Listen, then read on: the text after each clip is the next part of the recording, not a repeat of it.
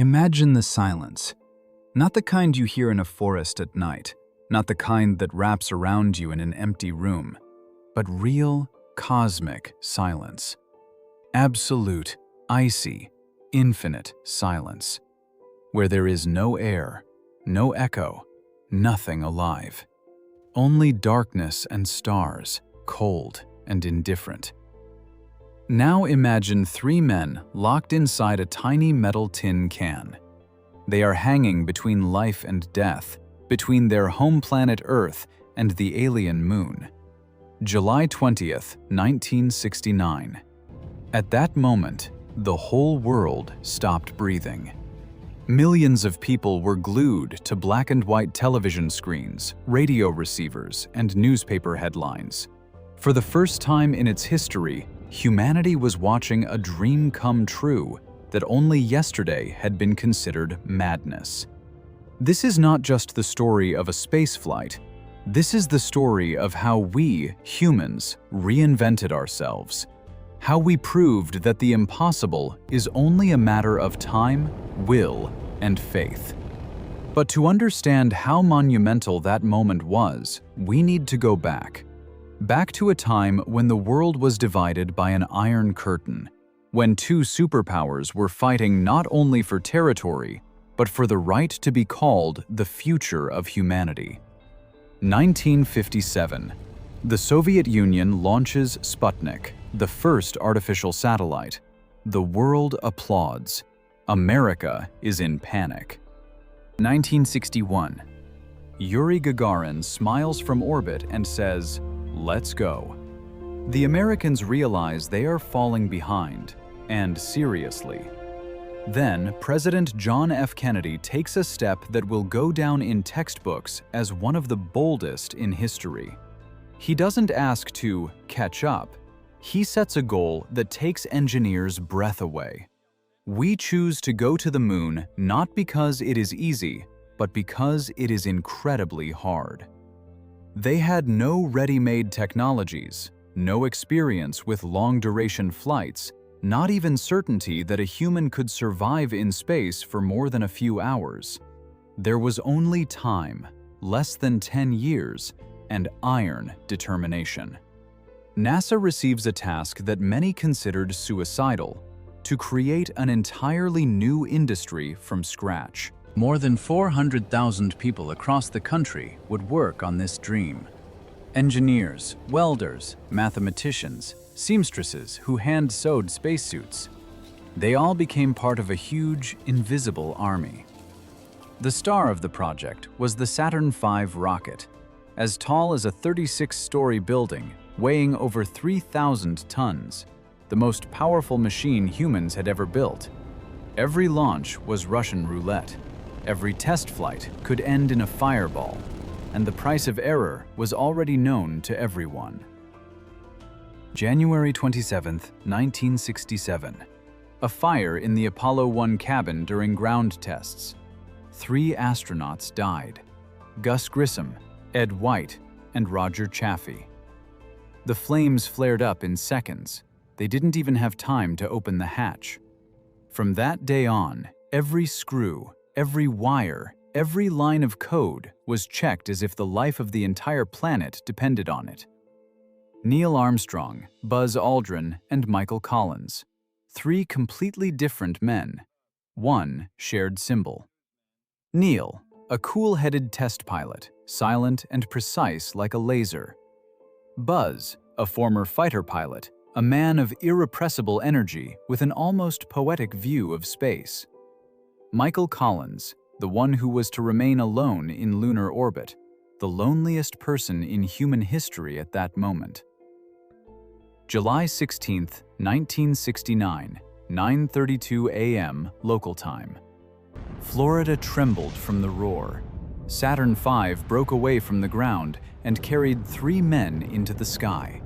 Millions of viewers around the world watched the giant rocket turn into a bright dot in the blue sky. 3 days of travel through the abyss. Earth gradually turned into a tiny blue marble hanging in black emptiness. For the first time, humans saw their home like this: fragile, lonely, and incredibly beautiful. This sight forever changed the consciousness of millions. On board, the strictest procedures. Every movement is calculated, every breath is monitored. Michael Collins remains in the command module Columbia. Armstrong and Aldrin transfer to the lunar module Eagle. And the most dangerous part begins. The Eagle separates and starts its descent. Immediately, problems. The computer is overloaded. Alarm signals. Fuel is catastrophically low. The planned landing site is a field of boulders. Landing there would mean disaster. Armstrong takes manual control, calmly, almost without emotion. He guides the module over craters like an experienced pilot looking for an emergency landing spot on an unfamiliar airfield. Fuel, less than 30 seconds. And then come the words that still give goosebumps. Houston, Tranquility Base here. The Eagle has landed. The world explodes. Tears, hugs, shouts of joy on every continent. A few hours later, the hatch opens. Neil Armstrong slowly descends the ladder. His heart is beating so hard, it feels like it can be heard on Earth. 650 million people, the largest television audience in human history, are watching live. And then come the words that became legendary in every language. That's one small step for man, one giant leap for mankind. Buzz Aldrin joins him.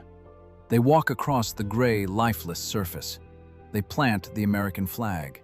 They set up scientific instruments. They collect lunar rocks. They leave a plaque.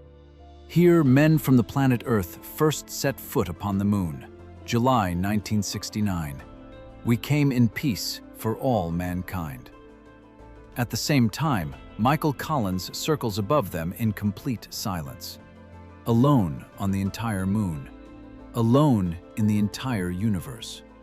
He knew if anything went wrong, he would return home alone. And he would live with that for the rest of his life. 21 hours and 36 minutes on the surface. And it's time to return. The scariest moment. Liftoff from the moon. One wrong move, and they would remain there forever. The White House already had a prepared eulogy for the president, but the Eagle lifted off. They docked with Columbia, they picked up Collins, and began the long journey home. On July 24, 1969, the capsule splashed down in the Pacific Ocean. The three heroes returned, alive. It was not just an American victory. It was a victory for all of humanity. Proof that when we truly want something, we are capable of the impossible. Of course, skeptics appeared immediately. It was filmed in Hollywood. The flag is waving in the wind. The shadows are wrong. Why are there no stars in the photos? But facts are stubborn things.